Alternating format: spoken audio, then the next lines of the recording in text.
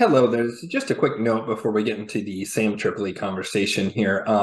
I have recently been hired to work at this amazing organization where I'm going to be doing consulting work. So a lot of astrology and a lot of the stuff I do in order to help people around the world. And so because of that, I'm going to be changing a number of things that have to do with the channel and my services. So I'm going to continue to offer spiritual guidance services and angelic magic classes, although I'm opening an angelic magic class for the 13th of July, and then that is going to be the last magic class that I offer probably until sometime in the fall, and it could even be longer than that based on stuff in my personal life and this new job that I'm doing. And then as far as astrology goes, I am closing down at the end of July all astrology readings except for clients that I've already done charts for. And so if you're interested in my astrology services, now is the time to go for it. And again, that angelic magic class, I have them a few times a year. I ended up not getting enough interest in the July 6th one. So we're going to be doing one July 13th for Oceania, Asia, Australia, New Zealand kind of area and time zones, and then one for American East Coast time zones. And so if you're interested in that, there'll be a link below the video. Also for my Patreons, you're seeing this video before anyone else, and I'm just going to give you a few days on it. And actually, I'm going to because of things in my personal and professional life, the videos on this channel are going to be a bit more sporadic. And because of that, I just would say to all my patrons, thank you so much. But at least for the time being, I'm going to be winding that down. I may be opening it back up.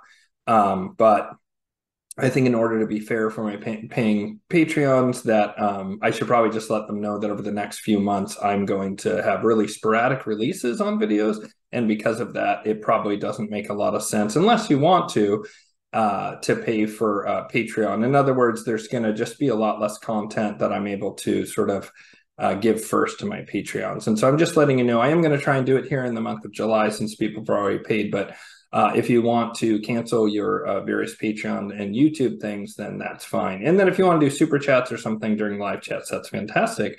And so that is all the news I wanted to share. And so if you are interested in the angelic magic class in particular, that will be closing probably July 10th will be, or July 11th rather, will be the cutoff time, because there needs to be a little bit of time, maybe as late as July 12th for that July 13th angelic magic class. And then if you're interested in astrology, you need to book those right now. So thank you so much. And without further ado, here's the interview with Sam Tripoli. All right, thanks.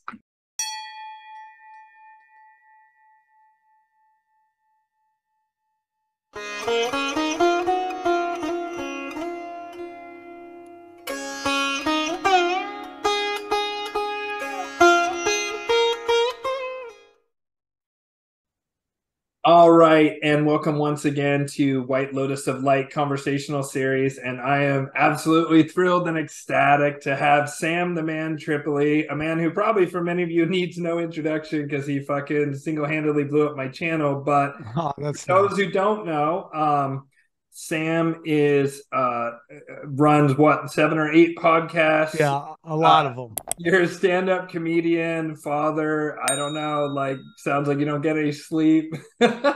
Just I'm out going all there. the time, and I wonder Yeah, why I'm always tired. I'm like, oh, I'm old. I'm also going all the time. But yeah, thank you. yeah, fucking A, man. And so Sam is one of the few comedians out there that I see that stayed true to what I think is really at the heart of comedy, which is pointing out truths that maybe aren't obvious and doing it in a way that causes like a big energetic release. And so just real quick, how you doing today, brother? I know you got. Great, brother. Thanks, Ian, for having me on. I really love all your stuff. I'm always on this spiritual journey since, I started Tinfoil Hat. I always say conspiracy leads to spirituality and what they're lying to us about and how deep it goes. And I'm open-minded to hearing all of it, and I'm very blessed that I have listeners who are also very interested in hearing all the different things that there are to learn about us and God and where we live and all that stuff. So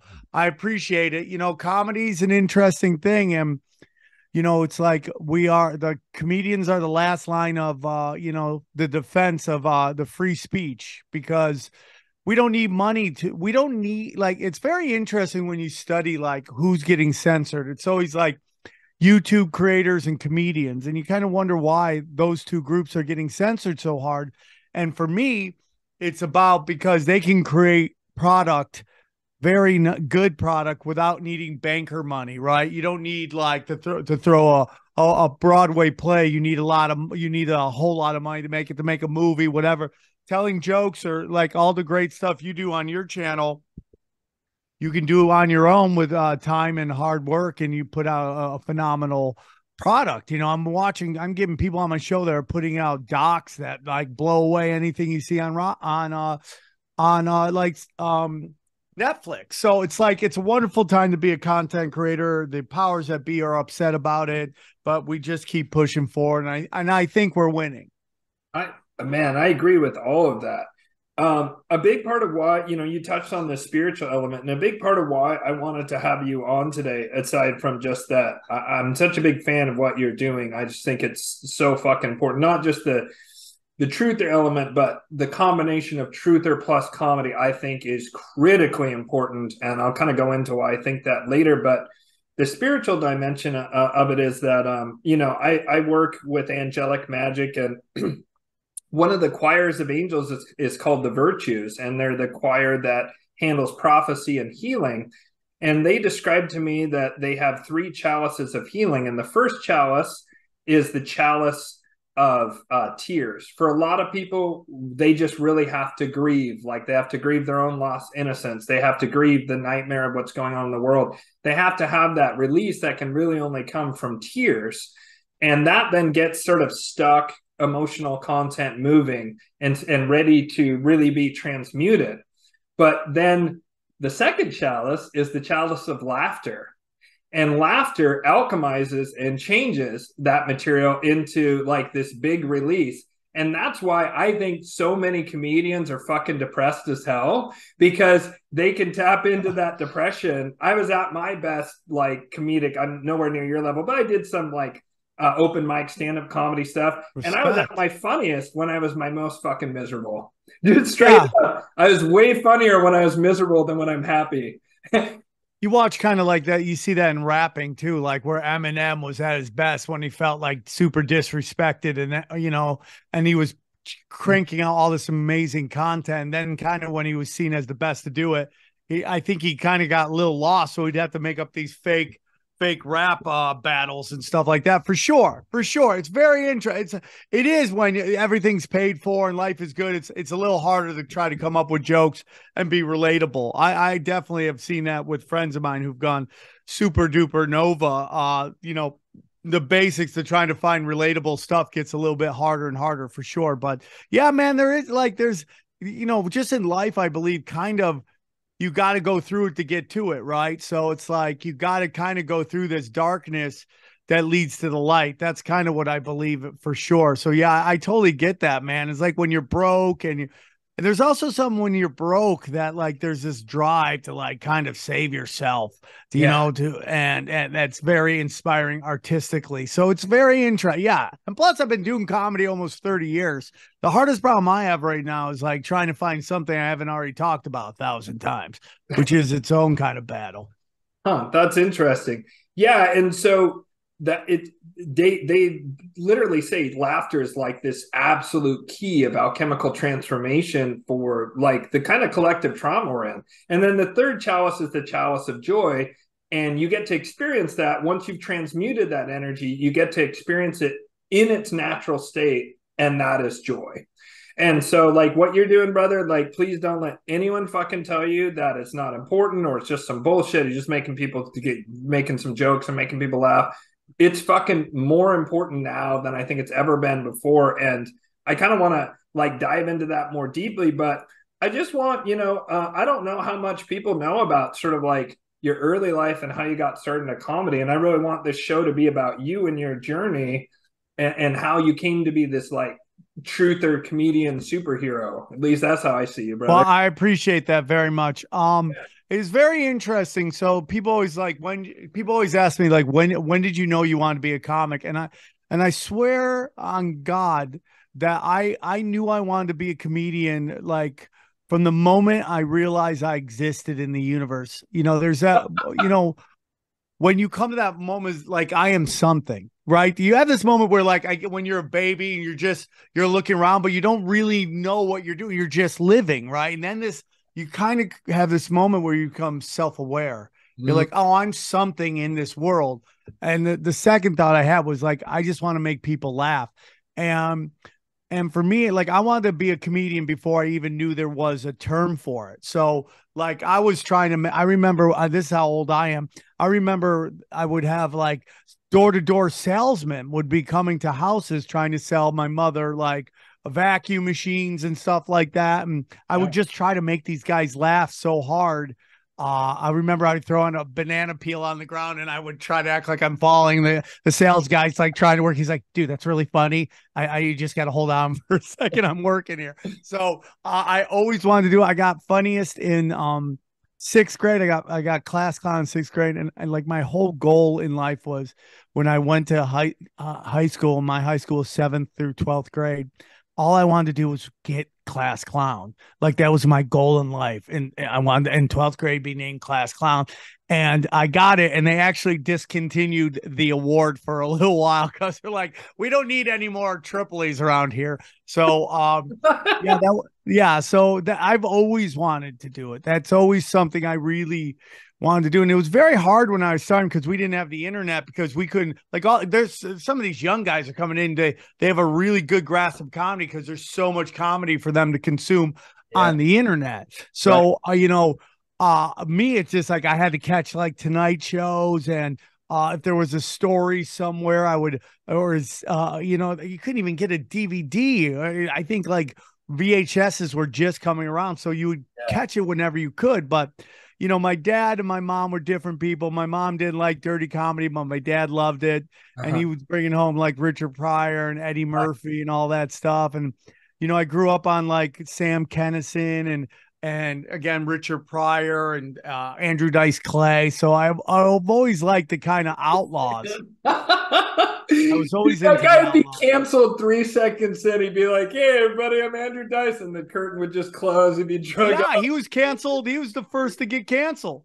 He It was was. very interesting. He was You're right. the beginning of cancel culture. Well, I mean, Lenny Bruce, maybe, right? Like No, going you're right. You're right. So like, Lenny Bruce was the first, and but then Kinnison there was were the people first like cultural. George Carlin. Like George Carlin had some big pushback and stuff like that. Yeah. So yeah, that they would all Dice Clay's a very interesting guy because he's one of the very few that were like doing really well back in the original heyday, which was the 80s. Um, that's doing who could bang with anybody right now. Like you could throw him in any pot, any lineup, and Andrew Dice Clay would crush. There's not a lot of people that could do that.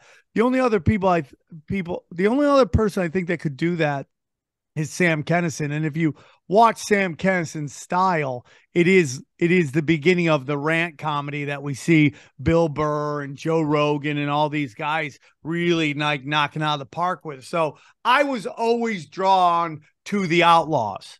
I always say comics break down into three types of ways there, and none of these have negative connotations, even though some people, when they hear the label, they may think it's negative and it's not. It just has to do with what's your intention on stage. And one thing is, there's three kinds. There's clowns, Mm-hmm. there's shit talkers, and then there's outlaws. Mm. Okay. And sometimes you have clownish shit talkers, sometimes you have shit talking outlaws, but it really has to do with like what your job, what your desire is. Clowns, and there's so many great ones, and they tend to work more and be bigger name comics. They just want you to laugh. That's their goal, just to get you a laugh. Um, they tend to be a little more corporate, again, not negative in any way. There's so many of these guys that I love, like Jeff Foxworthy is one of my favorite comics.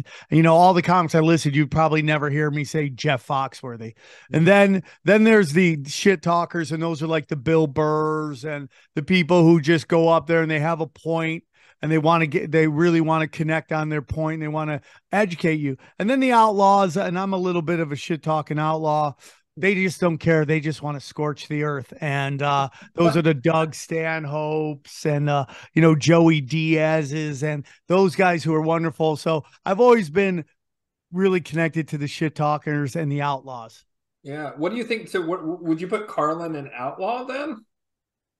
I think Carlin is a shit talking outlaw. I think Okay. that the later on he went in his career, the more outlaw he got, where he just didn't want care and he just was going big game hunting with his act. And if you know, like he performed the day after 9/11, and I can't believe people went to a comedy show, but he had a show in upstate New York, and I forget where it was, but he walked on stage and he said the bigger the better. That's how he opened his show. So I was like, that's crazy. So I got to watch.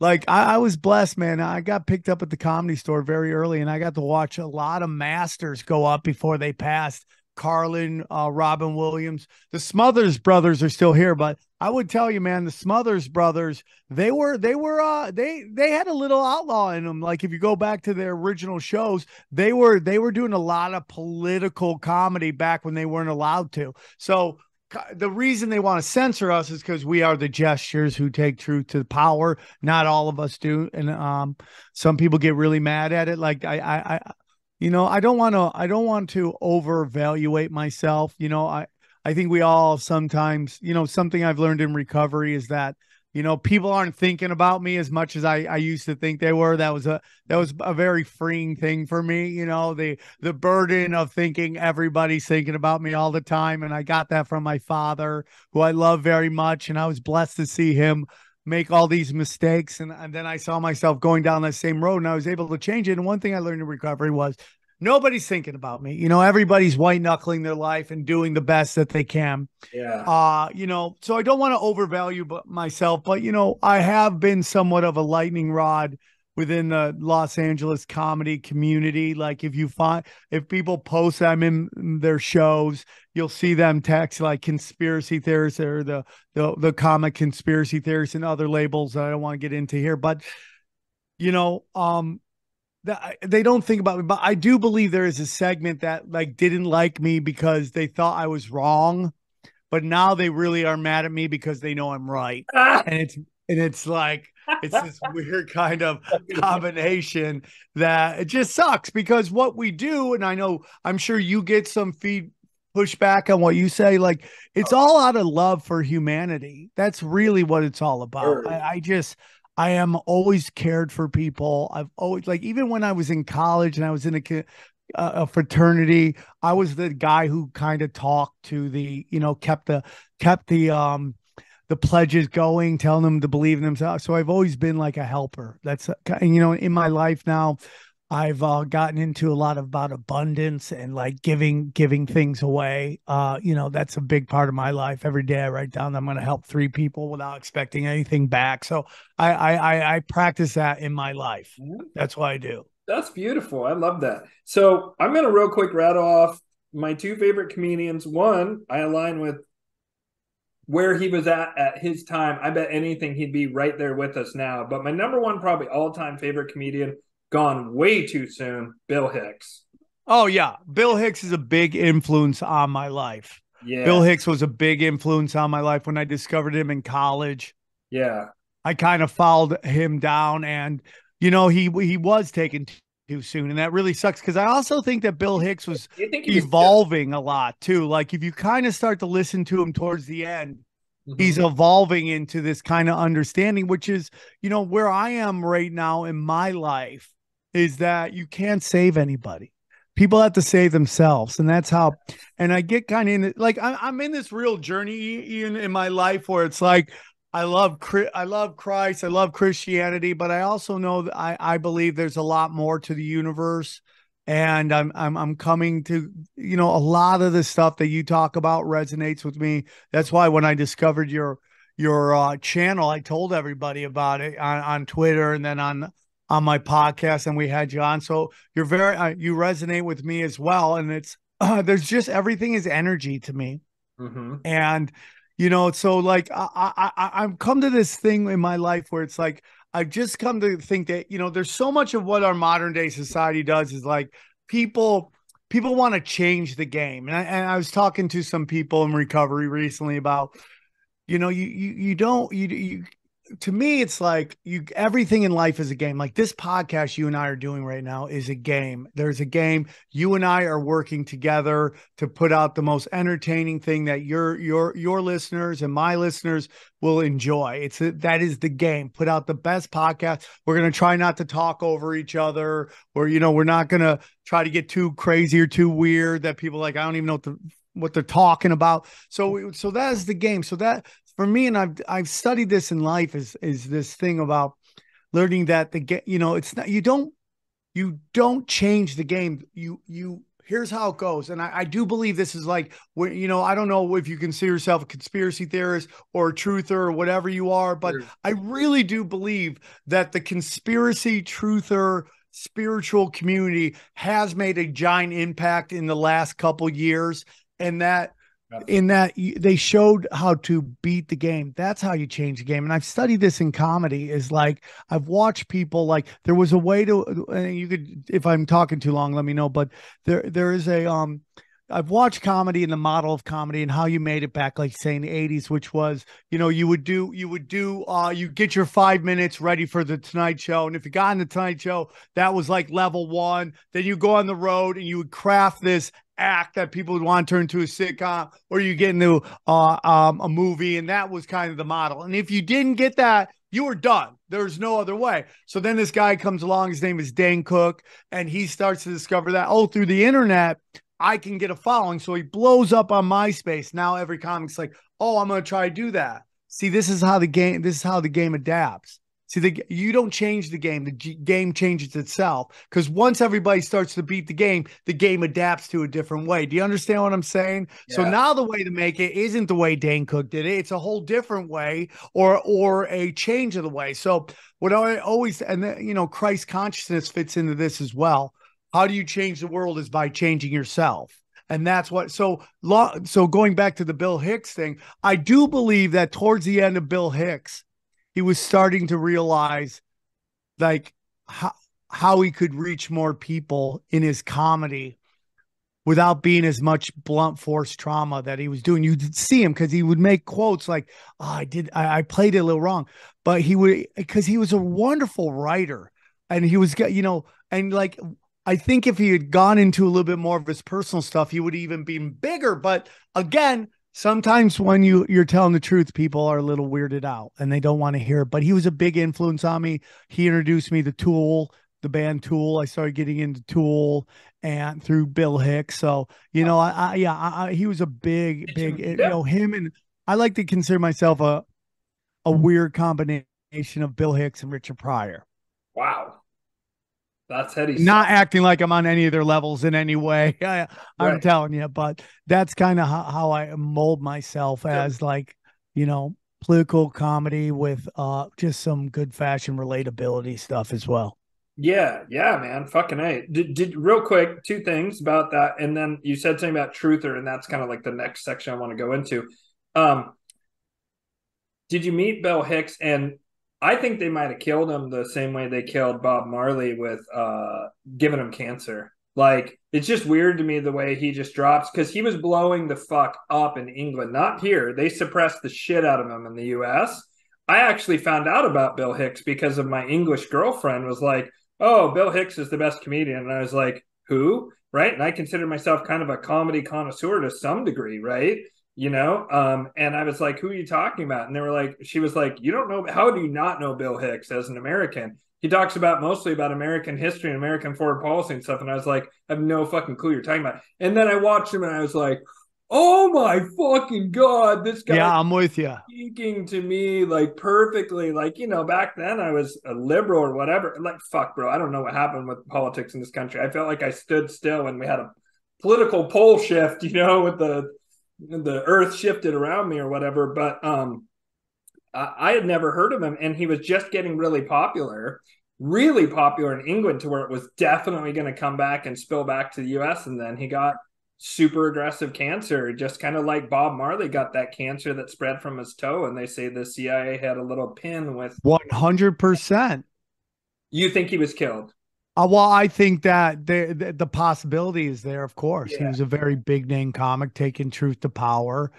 like nobody else, honestly. Like he made Yeah, like, and he was the thing that's so amazing about Bill Hicks Mhm. is that he if you play his stuff now, still hits. Absolutely. It hits harder than ever, really. Yeah, and it's very interesting to see because, like, you got a lot of these comedians right now, they revere all these older comics, but in reality, if these older comics were doing what they were doing then, now most of these comics would reject them. And that is my biggest problem is the censorship by the comedians of other comedians. That's, to me, it's like, even if I don't like what you say, now there are some times that people could say something personal that maybe you don't like and you want to like have a talk with them, that's okay. I mean, that's grown man shit to me. But like in terms of the cancellation from the court, which was all fake, by the way, it was astroturfed to give the illusion of that this small group of radicals had all this power. In reality, it was just, this cultural Marxism being pushed on us. But it's super, like with the Roseanne Barr thing going on right now. I don't know if you've seen this with my good friend Theo Vaughn, and Roseanne Barr's getting called out right now because of a Holocaust joke. And to me, it's like it's so obvious she's using sarcasm. Her delivery is a little off, and that's why the joke comes off a little janky. But it's like comedians calling out Roseanne Barr.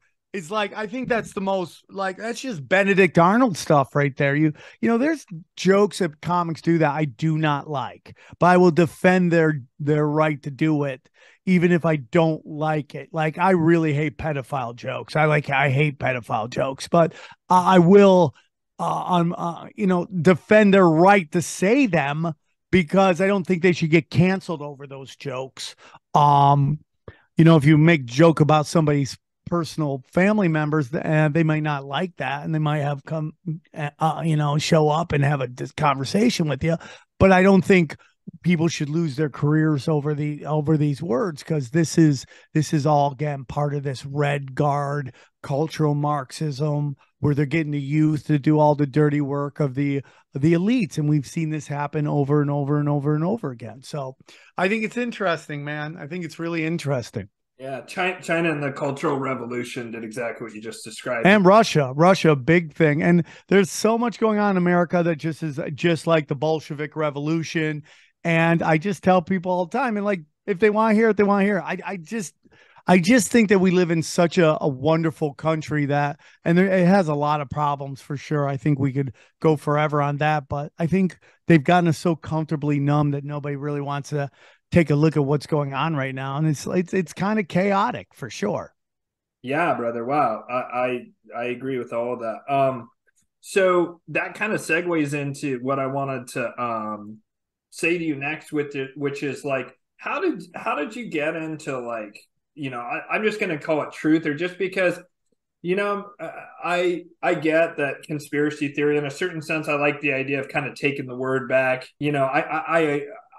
I think there's merit to that, but really, like, when you describe yourself as a truther, right? That is like, it's harder to attack than trying to reclaim that word. And there's already decades of psychological reinforcement around conspiracy theorists automatically equals crazy and wrong. And so, Right. yeah, I mean, fuck, like, I've been called a conspiracy theorist for 22 straight years or whatever, ever since 9/11, when I went ding and the light bulb went off for me. But tell me about, like, how did you get into, like, sort of the truther community? Like, what started your journey on that? What point did you just suddenly go, wait a minute, there's fucking something way deeper going on? Like, what was your aha moment? I had a conversation with somebody recently on this. They're like, the two biggest things that opened my eyes to that there's a conspiracy is, first is Santa Claus. Okay. Santa Claus is the original conspiracy. Everyone's conspiring you. Santa Claus is basically a blackmailing scheme. If you think about it, they're just blackmailing you to act right. If you don't get any gifts. And then after that, and this is going to be crazy, but I'm going to be honest with you. There was a time when I found out that the Iron Sheik and Hacksaw Jim Duggan were found in a car together drinking, my world was shattered because I was such a giant pro wrestler fan. And I would just be like, dude, you guys aren't supposed to like each other. And I go, oh, I remember going, oh, it's all theater. It's all theater. It's all theater. And I was like, oh my God. And I didn't have another feeling like that exact moment until later when Obama was in office and when they were debating healthcare. He just decided to go give a speech in Germany. I'm like, we're fighting all over your healthcare. And I go, oh man, it's all theater. It's all that really woke me up. So the question becomes, how did I become this guy with this podcast? And the truth of the matter is, it's like I had a podcast and I had a falling out with a buddy of mine that we're really good friends now. And he's so funny, dude. He's blown up. You're going to hear him soon. His name is Steve Randolph, and he's one of the most originally funny guys I know. And we just had a falling out. That moment I was still on drugs, and I'd made some bad decisions, and I blew up something like I tend to do back then. So I was kind of looking for a new podcast, and I was talking to a buddy of mine that like is kind of an inspirational person to me in terms of like someone who changed their life through like content creating. We were just talking, and I was just like, man, the Hillary Clinton, Bernie Sanders stuff was going on. And I was watching people like Jimmy Dore and Lee Camp who are on the left, from the left, talking about how these exit polls aren't making any sense, that they're saying Hillary's winning, but my eyes, and this is kind of gets into this Malachian like magic that's going on, which is they don't want you believing your eyes, your ears, or your experiences in life. So they were trying to tell me that Bernie Sanders, who is selling out arenas, is like getting beat by Hillary Clinton, who can't put 40 people in a cafeteria, right? So right. I was just like, this doesn't make any sense to me at all.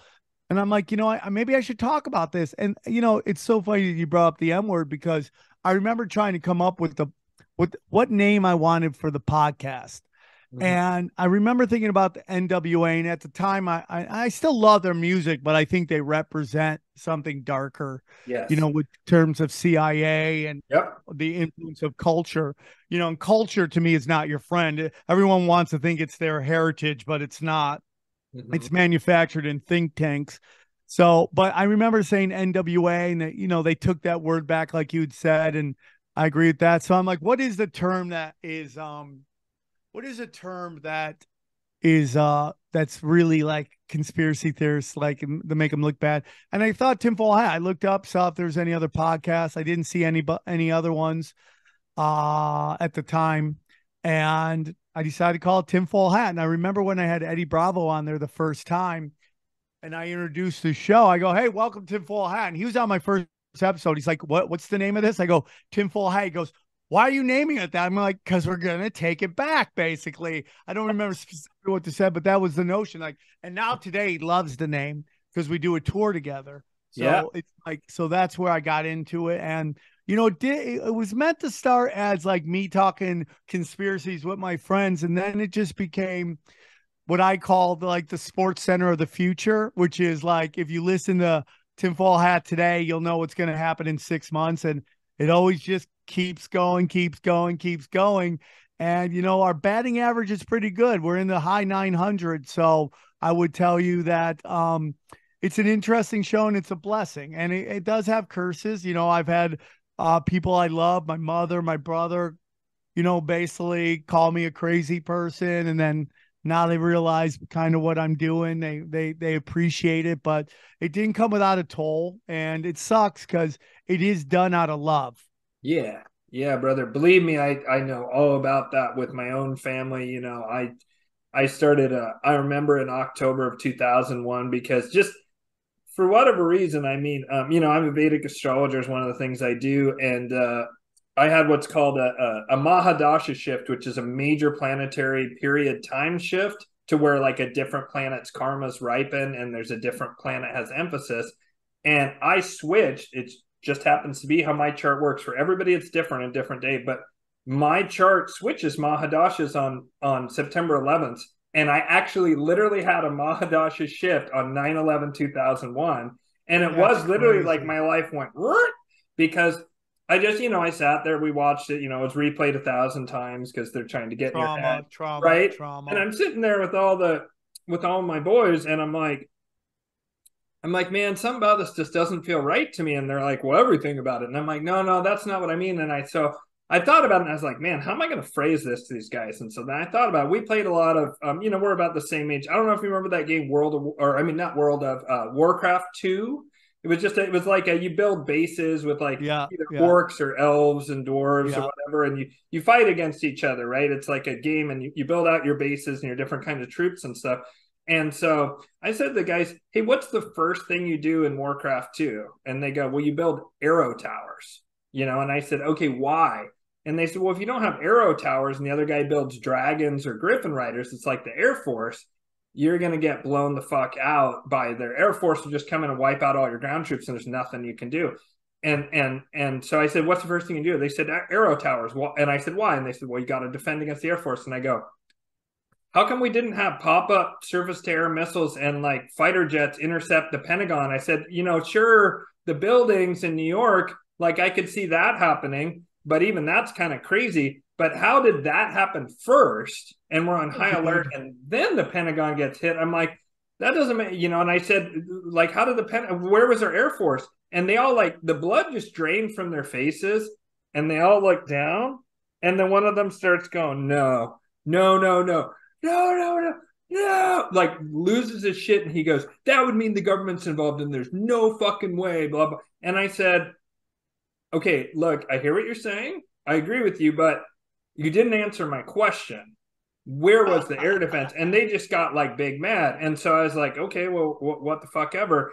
And a few days later, our weed dealer, we like picked him up, and we're getting weed, and he goes, have any of you guys heard about these 9/11 conspiracy theories? And I was like, was in the front, and I like whipped around to look at him in the back, and I'm like, holy fucking shit, dude, I think there was something not right about that.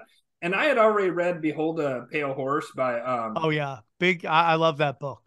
Yeah, crazy prophetic, right? I mean, he talked about school shootings before. Oh yeah, that's the craziest one of all, man. It is the craziest one, and it just kind of like makes everything else, it gives it more juice. Anyways, I had read that book, and then dude was like, yeah, dude, you got to check out this guy, Mike Rupert. And you know who that is? Cop versus CIA guy. Yeah. And he says, check out his timeline. And he says, and also I've heard that Bill Cooper is saying crazy shit. And I was like, oh yeah, Bill Cooper. And then I was like, wait a minute, didn't he say some shit about there was going to be an attack if Bush got elected? And I vaguely once in a blue moon would listen to the whatever it was, I forget what his podcast was called at that time that he did, but I then tuned into it, and then he gets fucking killed right in October, which was like, that scared me. Like maybe they would, it didn't make any sense, but like maybe they'd come for me for looking into this shit, I think that's almost some conspiracy theorists what dreams like, oh, the government's gonna come and get me. It's super interesting. I have this channel on rockfin.com. If you guys, Ian, if you ever want to get on there for some premium content work, I would be more than happy to help hook you up. But so I do something called Deep Conspiracy Rewinds, and we broke down Rumsfeld September 10th speech, which is crazy. And he's just telling you what they're about to do. It's like everything that he lists there is what they end up doing. But if you go to the actual, like when he's getting grilled by like the Senate or the Congress, man, and you listen to this, he brings a general with him, and this general under oath lies straight to everybody's face. I think her name is like Cynthia McKee or something like that. Cynthia McKinney, yeah. Cynthia McKinney just drops hammer on these album, and a G. So he lies right to her face. He's like, well, actually the war games we were playing actually really helped, which is a complete lie. So if you get into the and I don't want to spend too much on 9/11, but if you get into like the 2000 election, and neither of those guys are Al Gore is part of the George Bush death cult, right? But they needed George Bush Jr.'s whole purpose was to get Cheney into the White House. You had to put this lovable guy that you know, it's so funny the way he was sold if you go back, because he was sober, and everyone's like, man, I'd have a beer with that guy. You're like, well, he doesn't even drink. What are we talking about here? They had to get him in. CNN begins with the walking back of, oh, Florida isn't set, hanging chads, because they 9/11 was in motion, and they had to get Dick Cheney in there because he was going to take over NORAD and get all that stuff going. So I just learned of a new group. We won't go too into it, but the Council of National Policy is a group I've never heard of. I just did a podcast yesterday on it. And they have a lot of say into all of this, man. And it's super because it's called the Secret Right. That's who they are. So it's interesting. They're all part of this, this whatever that guy, the book that they wrote, Something for a New America, where they basically said Project they needed for a the American Century. Yeah, they needed a Pearl Harbor event. So it's interesting, dude. Oh, I know. They left Mike Rupert at the time said they left Mein Kampf on the coffee table talking about the Project for the New American Century. You know? Yeah, and it's like they did it, and it's just like it's so crazy when you go back to these videos and watch it with 2020 hindsight, and you're just like, wow, bro, lying right to people's face. What's so crazy for me, man, is I went to like a website and Mike Rupert had said, you need to go and check this out. And I clicked on early, like a week or two after 9/11. The minute that our weed dealer said it to me and I typed in the site, I then just read this whole timeline he had. And one of them showed there was two things that were on it that then got just fucking memory hold. And it's so hard to memory hold stuff on the internet, but they managed to do it. But back then, like Wayback Machine existed and the internet mirror sites, but they hadn't been captured yet.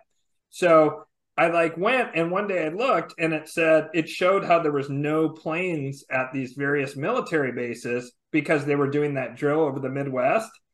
And then I went back a few days later to show someone. It was fucking gone. Dude, my balls like pulled up into me. I was like, eek! And like 1984. Yeah. And then I found out that there was a mirror site that still showed it. And the other one was there was this huge article in, of all things, it's like Elevator World or not Elevator. Yeah, Elevator. I don't know, some like industry thing for people who make elevators and repair them. And they said the biggest elevator project in history, aside from the deep underground military bases, of course, is the fixing of the elevators in the World Trade Center. Yeah. What's it? The E team or the B team? Whatever. It's the E team, I think it's called. Yeah, I don't know. But the point is they use that to line it with explosives. But again, that shit was memory hold. That shit was deleted, just gone. And that kind of stuff just really fucking like blew my mind and made the hackle stand up on the back of my arms. I mean, I went so deep into conspiracy theory stuff back then, finding out about the black magicians back then, which I don't give them props that often, but I'll give props to Alex Jones. Oh, I mean, dude, I've had people come on my show that break down that like almost every number involved in 9/11 goes back to somehow to Aleister Crowley and Thelema and the darkness and all that stuff. That's super interesting, which, it's like, everyone's like, I can't believe this happened. You're like, they had a doomsday plane in the air above Washington, D.C. the day of the event. I mean, it just Pentagon the day before. Rumsfeld's going like, you probably ask yourself, why do I want to attack the Pentagon? You're like, bro, he goes, why do you think? Well, you probably ask yourself, why does Donald Rumsfeld want to attack the Pentagon? Because I want to free it. And just think about what that attack did to the budget and the ability to do whatever they want. It just totally freed the Pentagon and the military. But, in an unlucky coincidence, like remember WorldCom and Enron and all that shit that broke that same year before 9/11? It seemed like every single corporation on earth was like, oh, by the way, we're hyper criminals cooking the books. There was so many of them. People who aren't old enough don't remember that, but I remember because I was tracking all that shit. So then when 9/11 happened, I was like, what the fuck? It turns out in World Trade Center 7, Lucky Larry's third building, they had all the SEC documents about WorldCom and Enron gone. And at the same time, again, just another lucky quinky dink, the exact place where the Pentagon was hit was where that audit for the missing trillions. Okay, you ready for this? Can I ask you something, Ian? Yeah, go ahead. Do you know about Building 6? Well, okay, so I know that building 5 and 6 didn't completely collapse in their footprint, even though they got devastated by the towers, but I don't know what was in them, perhaps. No, So, no, no, no, no, no, dude. They didn't get devastated by anything. They oh, were blown up from within, and they didn't get the job done, and they got hollowed out. If you actually have oh, a moment after this, go look up Building 6, 9/11. They hollowed out the middle of it because they were going to implode it, and it didn't implode right. And in Building 6 is the El Dorado Task Force, which was a task force put together by like 60 different government agencies that pooled their resources together to look for money laundering involving terrorism.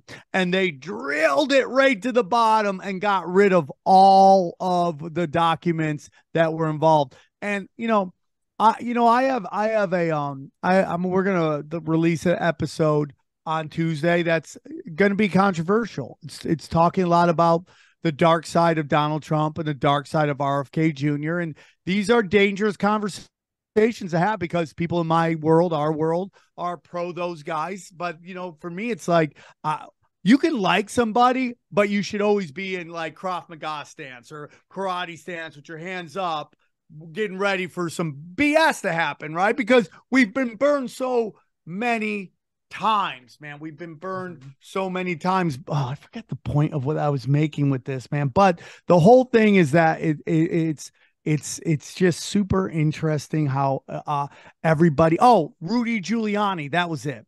yeah, Rudy Giuliani on 9/11 moved his base camp back and didn't tell anybody about it.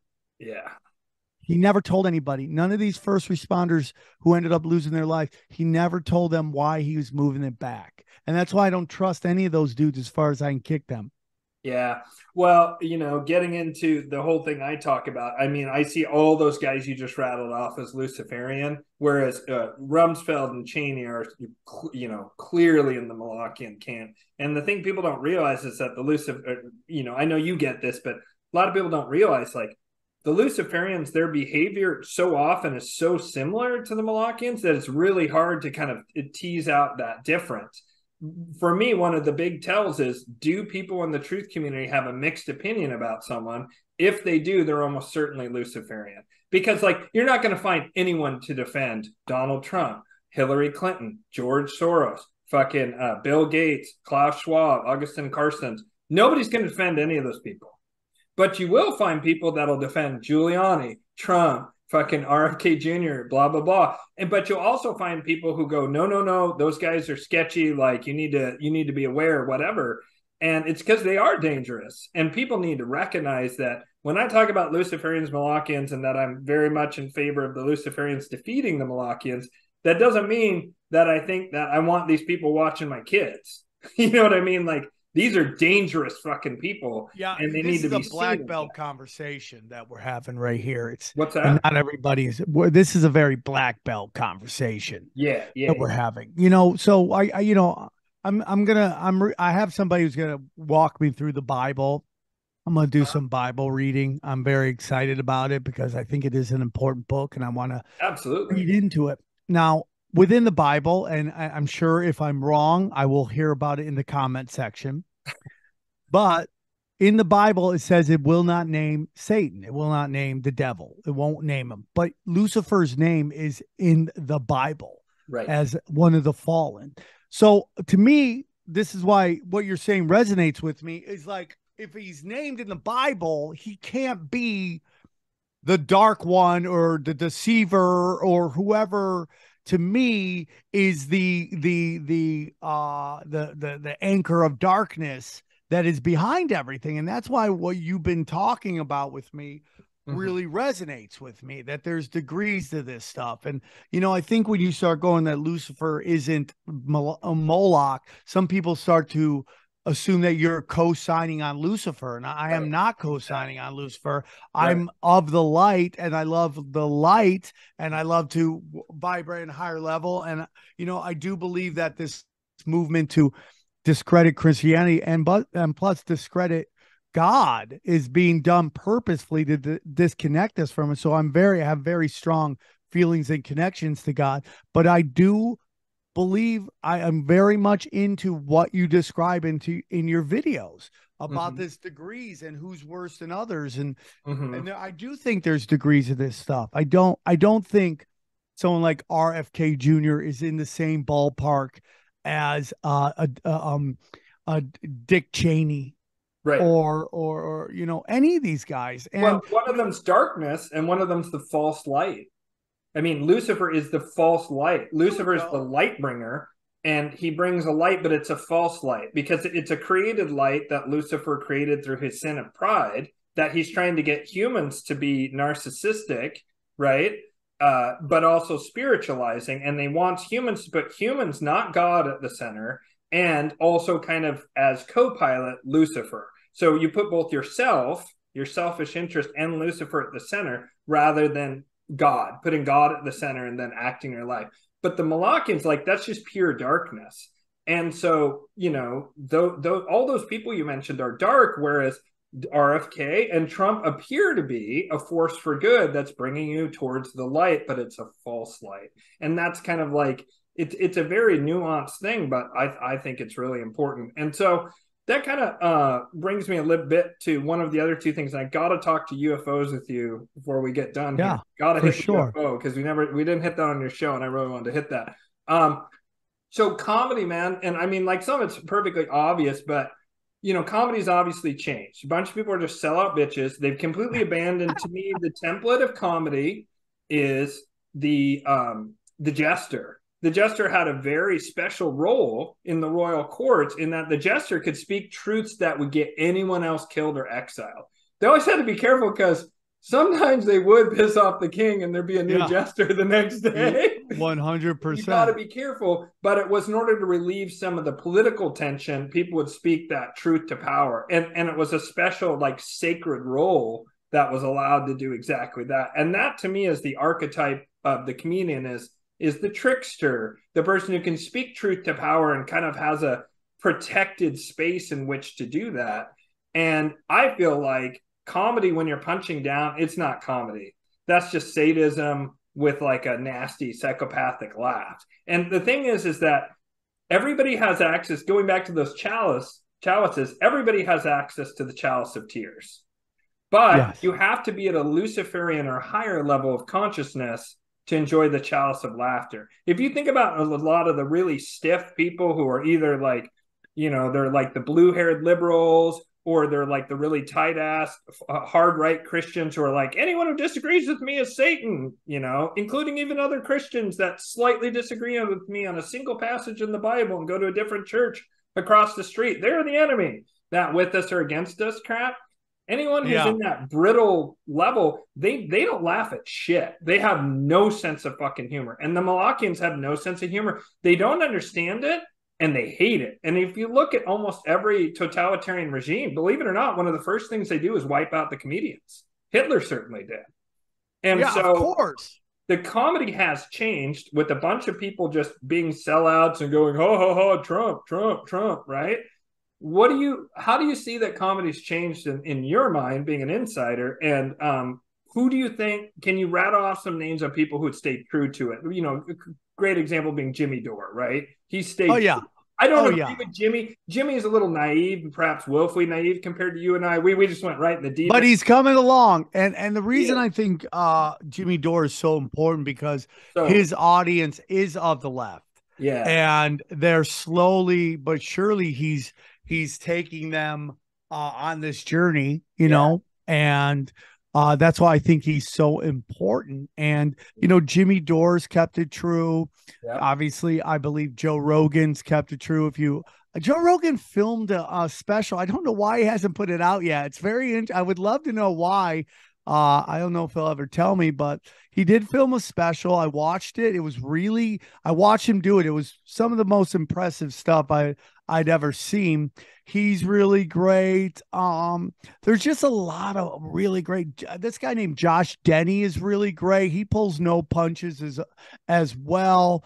It's just gotten really weird right now. Again, you're getting into the either you're with us or against us things, because what I've noticed in Hollywood, and I love all my friends. I'm somebody who could be friends with somebody, even if we don't necessarily agree Mhm. with on politics. I have some of my best friends are just really lost on the left because they just haven't been, you know, they don't really study like who brought the Clintons in, and when the Clintons got into the Democratic Party, that changed everything. It just Oh yeah. changed that party, and who funded them, like the Koch brothers. They were working with George Bush Senior. Like Yep. it was just a giant facade. But you Mhm. know, they just aren't. Lee Camp's really good. He's more from the left. Um, there's some guy, Dave Landau is taking truth to power. He's really great. I love Bill Hicks. I mean, excuse me, Bill Burr. Dave Chappelle is doing a great Yes. job. Yes. I'm trying to think of Dave Attell's great, but he's not Metzger. really more political. But the other political comics, that's who I really like. And you're seeing there's this group in New York City called the Legion of Skanks, they're called. And they've created this kind of ecosystem where edgy comics can not only like thrive, but like have a really great career. And I think they're very important. My friend Ari Shafir is very much like that. I've been very blessed to watch him grow.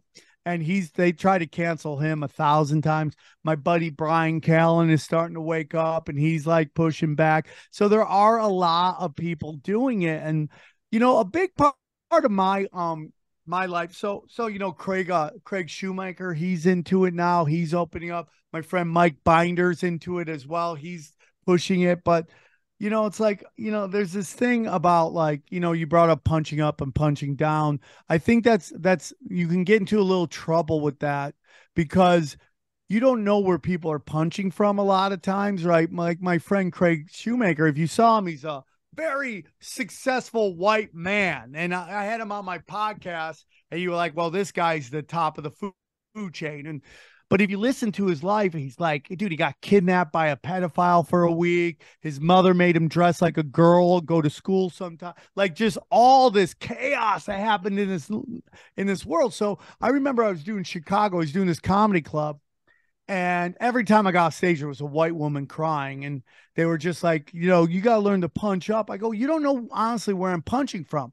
Because what I would say is like, I believe one of America's greatest strengths is our diversity. But Yeah. we've been forced at gunpoint now to recognize it and the weaponization of it. But Yeah. what people now are doing, going, hey, at gunpoint, you have to recognize this diversity. But the minute you start to talk about the diversity and the funny things you see in it, now all of a sudden you're hate speech and you're doing all this crazy stuff. Like it's like I live in LA. Like I'm half Armenian. My family, my great grandfather, he watched his entire family get mowed down in the genocide. I can't go a day without hearing an Armenian joke at the comedy club. So it's all very interesting. I say you should make fun of everybody and have a good time. And if someone has a problem with it, you can deal with it then. But I believe that we have to have a fun conversation about our strengths, and our strength is our diversity. And everybody, I had this whole bit, I'm not going to get into it, but how everybody's the R word. Everybody does R word stuff, and and then the sooner you accept that, okay, the sooner you'll be able to move on with your life without getting offended every 2 seconds. Because the truth of the matter is, it's not really about being open-minded. It's really about these people creating a world that plays to their strengths and outlaws their weaknesses.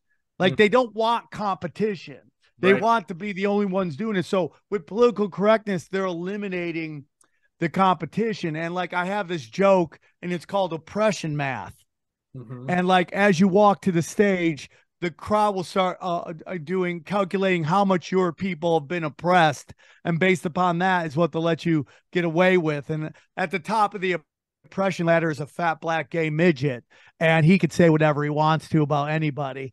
And then the joke is that Kevin Hart's only two of those, and look how big Oh. he's gotten. So But you can look up oppression math. You can hear the bit, and it's like it's just the truth. And at the end of the day, like I really try to make fun of everybody because Yeah. I like if you study the actual definition of racism, a lot of people only it's a two-part definition, but the first part is to basically look to basically try to what's the word I'm looking for? Try to basically push down people, right? That's it. I'm not the phrase is escaping me right now. But the second part is because you believe you're superior to them. Okay. And Yeah. the truth of the matter is, like, I flunked first grade. I'm functionally illiterate. My kids laughed at my chi-chis last night. So I'm not doing well. I'm not more superior than anybody. I can go into the other stuff I have, but there might be kids watching. So I don't want to, the point is I'm not superior to anybody. So I don't think I'm superior. So I can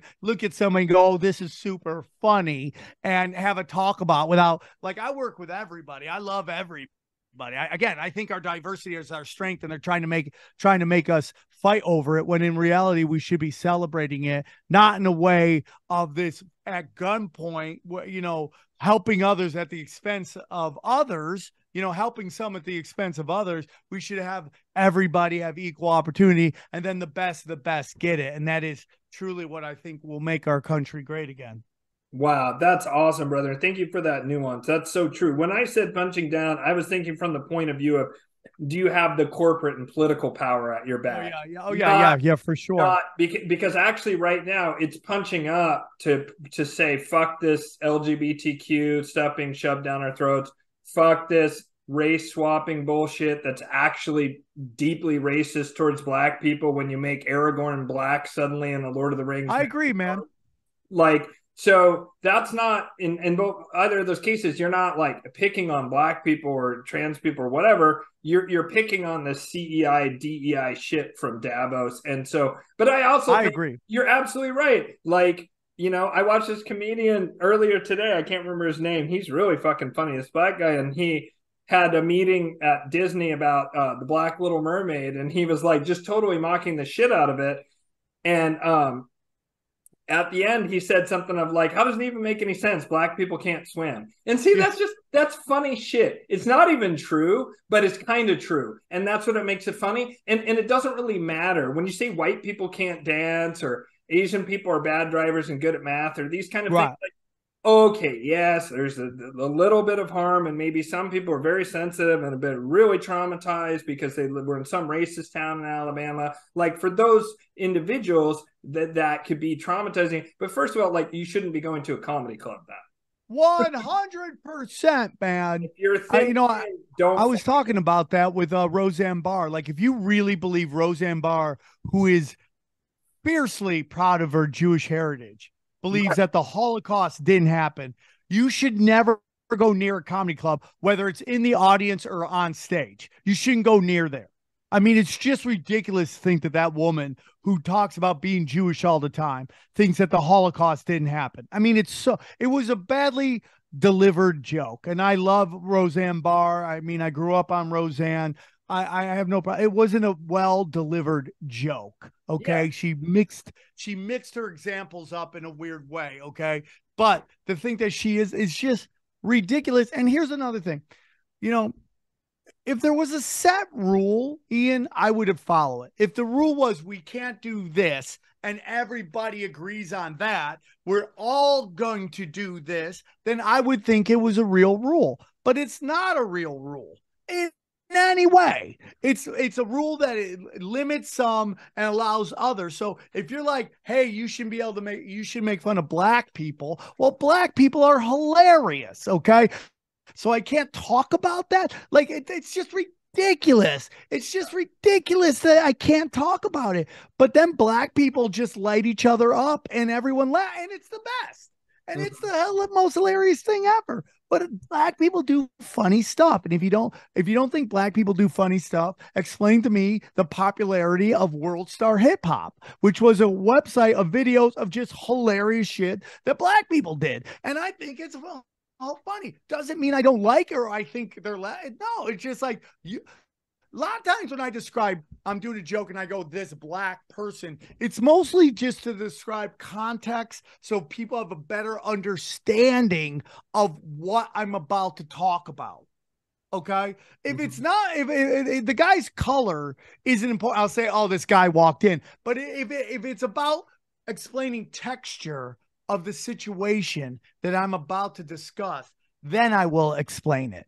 And then I will, okay, this black guy walked in, this white chick walked in, or whatever it is. So they have a better picture in their mind to understand the punchline that I'm about to deliver. And that's really what it's all about. Yeah, and I love what you said, and then I really want to hit UFOs. I love what you said about like that there's a different set of rules, because Roseanne, I guarantee you, she could have made that exact same joke if she was constantly bashing Trump, saying how great Biden was, saying global warming's real, all that stuff. How do I know?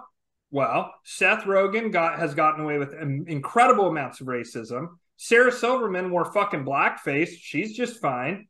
Right? Yeah. And people try and say, oh, it's because they're Jewish or whatever. No. It's because they support the Malachian agenda.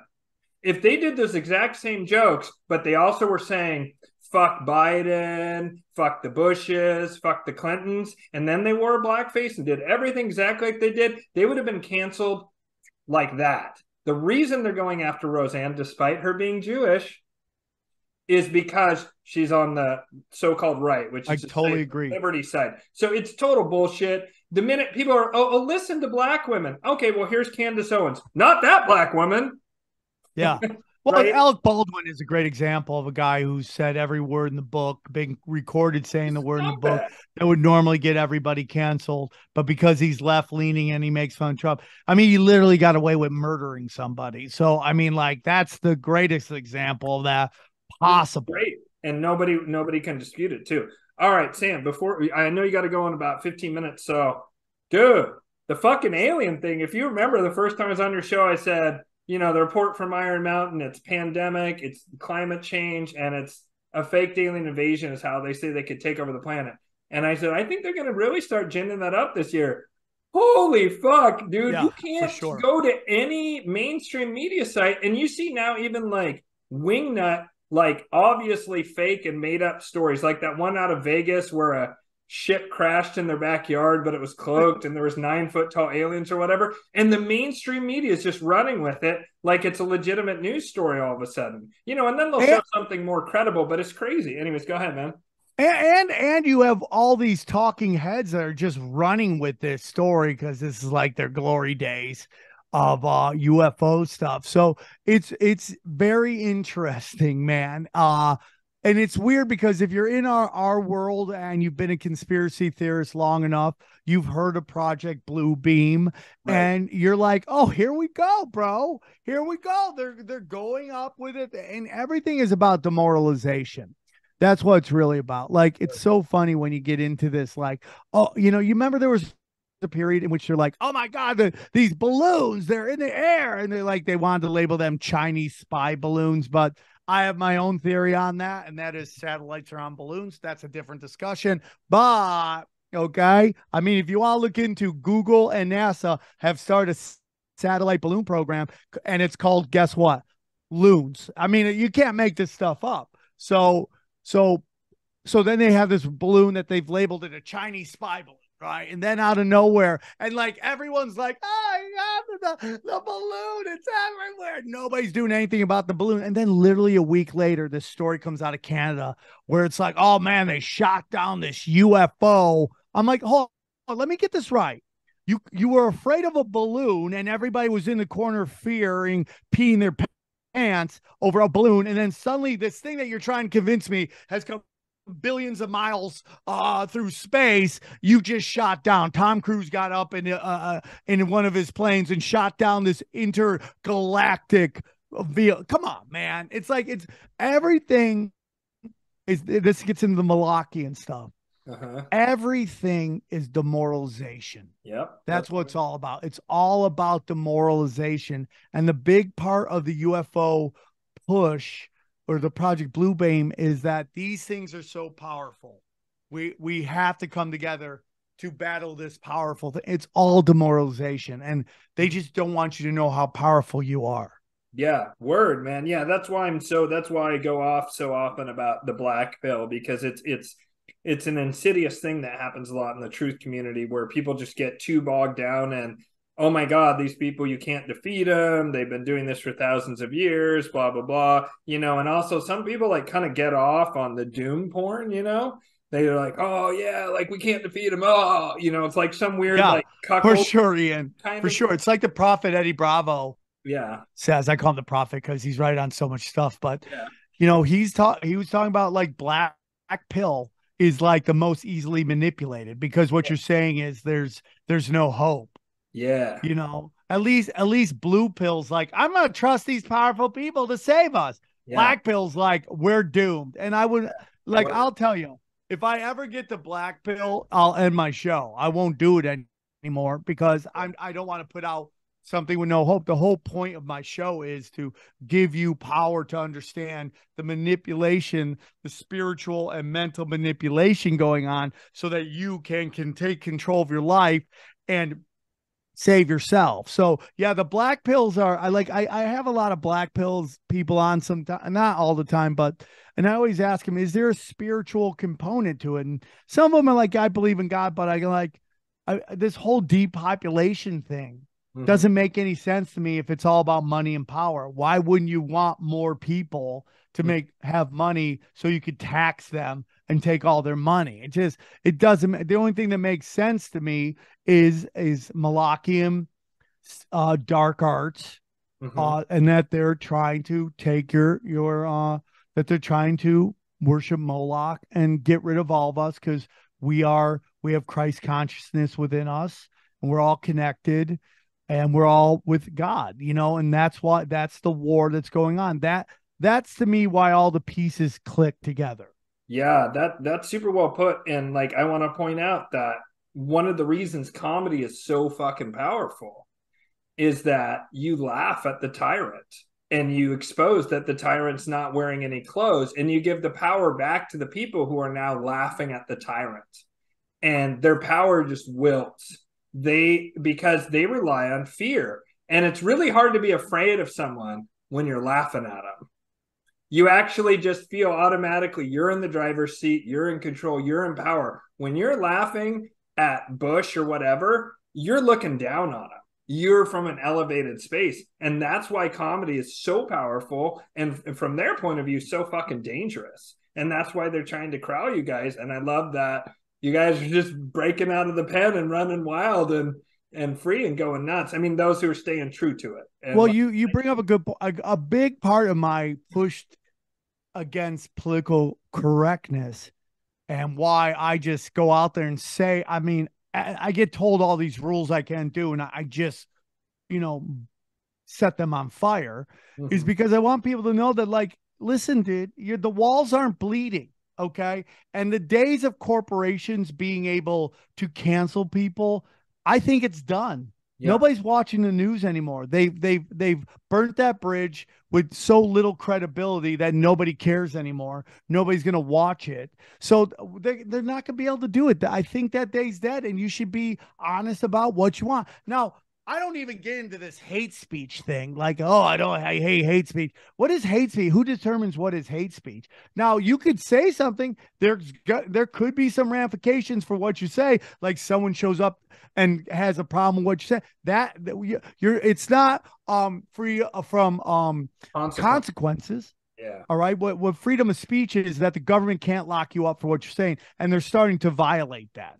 Yeah. We're starting to see that. And that's why we have to defend it at all costs. The government cannot lock you up for criticizing the government. And it's like, and you should be able to say whatever you want. And if people don't like it, they won't laugh. That should be it. It's either, you laugh or you don't laugh. That should be the extent of it. And if you don't laugh and you don't show up to these people's shows, then they don't work. That's how it goes. Yeah, exactly. And that's exactly how it should be. And all this stuff is about like pressuring people. It's using various different levels of power. Like you lean on the comedy store or whatever and say, don't bring that guy on again, or else we're going to, you threaten them with whatever kind of thing. So that way you can deplatform them. I mean, to me, taking someone's livelihood is just a bare step from throwing them in prison. right? It's a very similar thing in that it's really hard to not comply unless you're independently wealthy, right? If they're like threatening your livelihood, like that's fucking Yeah, it. it's Like when they crazy. take your job from you, like now you're in damage control mode, crisis mode. You got to do whatever. You don't even have time to fight them anymore. And that's what's so fucking pernicious about it. And you're exactly right. If it's not funny, if you don't think it's funny, don't give them your money. Don't fucking go Yeah, to the show. And that should be that. 100%. Yeah. Well, brother, I know you need to get going here in a second. I do want to say something to you offline here just after because something you said made Okay. me think of it.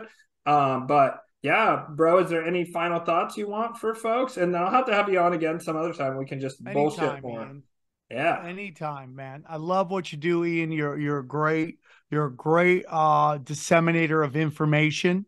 Thank you, And I brother. think your channel's just going to get bigger and bigger as more and more people appreciate what you're saying. I think people need to be open-minded, and I think people need to understand that, the only person who's going to save them is themselves. And so, as soon as you start realizing that, things will change when you take accountability for your actions. You are where you are based on decisions you make and the actions you've taken. Okay. And there's parts of this world that are more haunted than others. I really do believe that. And your job is to play the game so well that you get out of the haunted house area and go to another part that isn't haunted. And my grandfather, who watched his whole family get murdered in Armenia, got out of there and moved to America and changed his fortune of his family. That's your job.